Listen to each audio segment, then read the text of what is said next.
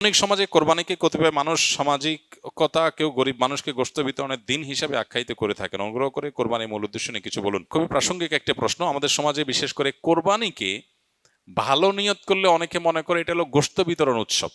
সন্দেহ নাই, কোরবানির একটা গুরুত্বপূর্ণ আমল হলো ফাকুলু মিনহা ওয়া আত'আমুল কানিআ ওয়াল মু'তার, ফাকুলু মিনহা ওয়া আত'আমুল কাবাইস আল ফাকির।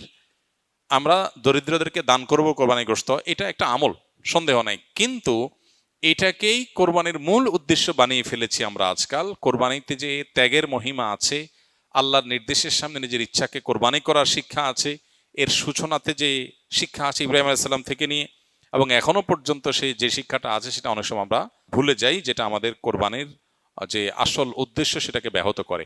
ঠিক একইভাবে কোরবানি সামাজিকতায় রূপ নিয়েছে অনেকের ক্ষেত্রে। চক্ষু লজ্জা, মানুষ কি বলবে, আমার পশুটা কত বড়, এটা জাহির করা একটা প্রবণতা এসে গেছে। এটাও দুর্ভাগ্যজনক এবং অনাকাঙ্ক্ষিত, হওয়া উচিত না। ইমানদার কোরবানি নিবেদন করবে আল্লাহ তাআলার কাছে। পাশাপাশি কোরবানি এর পশু এটা প্রদর্শন করে বেড়ানো, বিশেষ করে বাহবা নেওয়ার জন্য এবং অন্যদের থেকে নিজেকে শ্রেষ্ঠ প্রমাণ করবার জন্য, এটা তো একেবারেই ইখলাসের সাথে অসঙ্গতিপূর্ণ বিষয়। বাকি ছেলেদের, কিশোরদের আপনার কোরবানিকে ঘিরে আনন্দ, পশুকে ঘিরে আনন্দ এবং সেটাকে নিয়ে সামাজিক যে উৎসব মুখর পরিবেশ তৈরি হয়, সেটার ভালো দিক হলো এটা ইসলামিক একটা কৃষ্টি, একটা কালচারকে ডেভেলপ করে, একটা প্রতিষ্ঠিত করে সমাজে।